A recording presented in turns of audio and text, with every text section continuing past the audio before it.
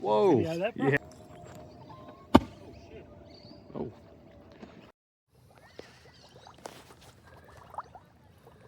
Had a little panic and just pushed it in really quick from here to there. So, but yeah, smoke's still coming out of it. Yeah. This is the second video of the double down. In the last 4 or 5 days, we've taken this thing out 2 or 3 times. I think I'd rather have one good video per week rather than, 5 or 6 videos a week. Just first time we took it out, it was on 6S. We had 5214 detongued props on there, and the thing was absolutely crazy. There was no chance of going anywhere near half throttle on it. At that time I was running, it was bouncing a lot. I was running the props out like I normally do on all my twins. I just like cats that drive around corners rather than bouncing on the corners. So that's why I normally choose that way. A lot of people saying it's bouncing too much, you got to put them in. All right, we'll put them in. I did that. It didn't really help. If anything, it might have kind of made it a little bit worse. We went from bouncing like that to sort of bouncing all over the place because, if you put them in, then the back is lifting up. We've actually gone down to 4S now. It's just much more tame, much more easier to drive. So the CG on this at 4S is actually here, 39%. Can't really push it forward anymore, but even at that, with the struts angled down, it's still bouncing. So I don't know, we're gonna have to look into that. Took out a speed controller. I had a pair of these 175 amps in there with a cap bank. Put pretty much the same thing back in there, but 150 amp fly color. They don't have a cap bank, but they're obviously different on the inside, and you're going to see the difference when you see the video. I was very surprised at what happened there. I'll just have a little recap at the end. You can hear it echoing. Yeah, I know. I hope it picks it up. It probably won't. Just go further back because it'll be.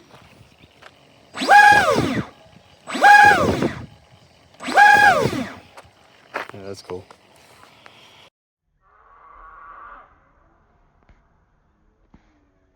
All right, Brock's going to drive it this time. Just do some circles, like Oh, that helped, eh? The slow takeoff.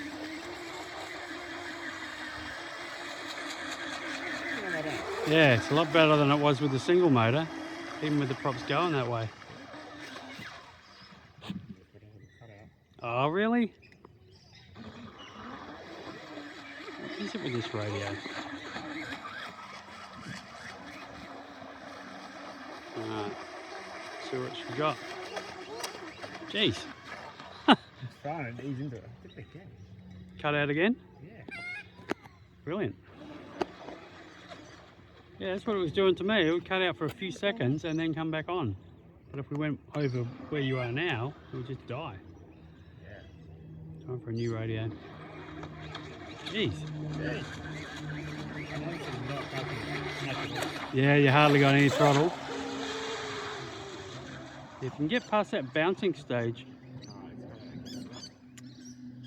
If I can get through it, I'm going to get a little bit of faster. Yeah. Oh, don't try and go flat out. No.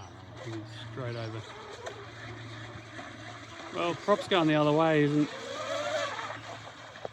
that great.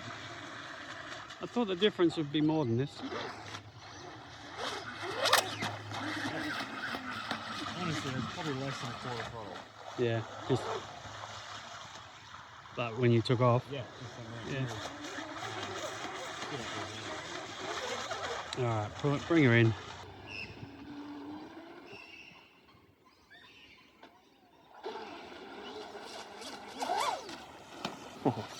Whoa! Yeah, I had it, yeah. Yeah, here to there it seems fine. Like this sort of little distance is okay, but anything normal, it just won't do it. I'll do it. Oh, okay. Well, maybe it's just getting worse. Yeah, it's definitely green. Yeah. Just be when the throttle sticks and it just goes out there. You never see it again.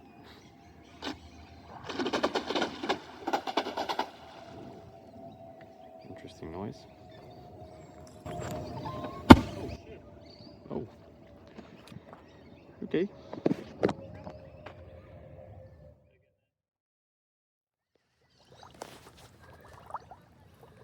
Had a little panic and just pushed it in really quick from here to there, so.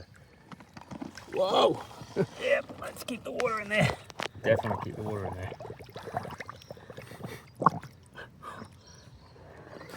Alright. Very. Behind door number 1 here. Cooking. Speed controller's cooking at the front there. Wow. That was eventful. Well, that was fun. I actually can't remember the last time I blew a speed controller up. When I first started learning this stuff in the 90s, when brushless stuff was all brand new, I used to blow speed controllers up every single weekend. You know, there was no one to get advice from or anything like that about prop sizes, so you'd take a chance and then 30 seconds later, speed controller gone. But yeah, I haven't done one in a long time. I'm going to say it was probably faulty from the start, same as when we took it out the first time. You know, the thing was cutting in and out, and I kept blaming the radio gear. The one that went is on the side where I'd cut the red wire as well, you know, the 5 volts going down to the receiver. If anything, I thought it would have been the other one, but, you know, I don't know. I had all the settings in the speed controllers from the start set, just in factory settings, 15 degrees timing, which is too high for D-wind motors, but it never seems to get too hot unless you run a, you know, crazy hot setup. But I pulled that down to the second lowest one. The lowest is 0. I pulled it down to 3.75. I'd normally put it 7.5 for a D-wind, but I went even lower. I reduced the takeoff that's normally set on level 4, whatever that may be. Pulled it right down to level 1, so it was easier to drive out of the hole. Didn't really change much else, but I'm going to say, seeing what was doing that on similar things, cutting in and out in the first time, I think there was just something wrong with that. All the 15 degrees hurt the speed controller. I'll put 2 new ones in there. I'll use fly color 150 amp ones this time. These are 175 amp ones. I've got the cap bank as part of them. Let's just start with something totally different and see what happens. It's boats for you. Alright, back at the lake, everything's set up exactly the same as it was the other day. Props are spinning in, which kind of seemed to make it porpoise worse, but we'll see.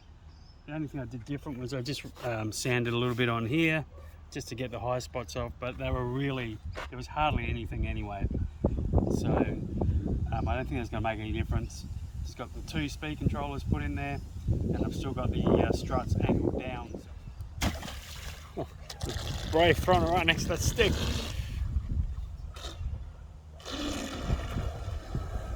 Thought I had no steering for a second. Oh, that was just me.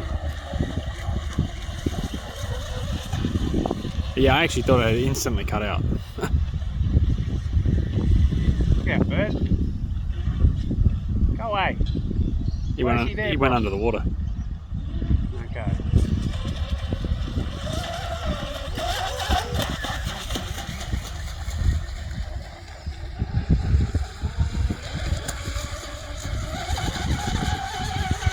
The only difference I actually did do is put 0 degrees timing instead of 3.78 or 3.75. Pretty hoppy. Yeah. I haven't changed any weight around at all. I'm going to let Brock drive it now, see what he thinks. To me it seemed like it was not as fast with these speed controllers in it. The other one was kind of almost hard to accelerate slowly. We'll just see. Yeah, this is definitely not like that. It's not as peppy, yeah. Is it? Oh, well, I haven't tried to go yet, but... It should be the same. They're pretty much the same speed controller. It's not.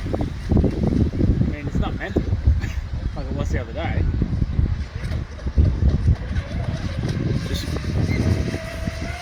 That's flat out. Yeah, but the other day you couldn't go more than anywhere near. You could half throttle. It was just mental. Don't go too far down there just in case, because it's where the wind's going. Yeah.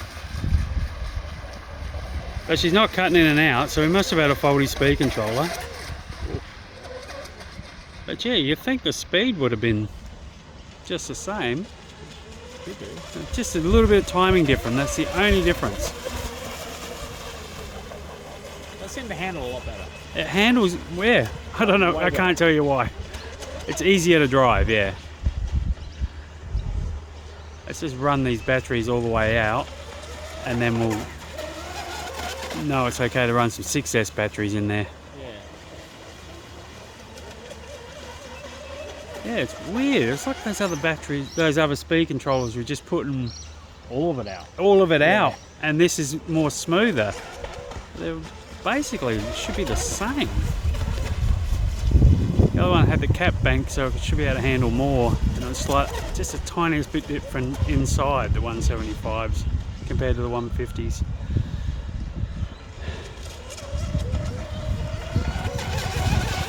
This is a good test for those shafts. At least we've got it going constantly. Whoops. Looks like it wants to roll. Some funny business there, yeah. I'll try going the other way because it seems to be like leaning. Yeah, it does, doesn't it? Try and Turn go left, the opposite turn of left, normal. Whoa, how did you keep that on? Why are you showing off, bro? I think all that's showing off. Give it a full blast. Oh, maybe not. See what he's done to me? Why did I say that? Yeah.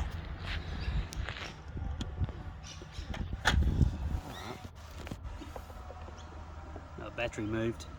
It was out of there. That wouldn't have helped. Very loose. Yeah. Oh.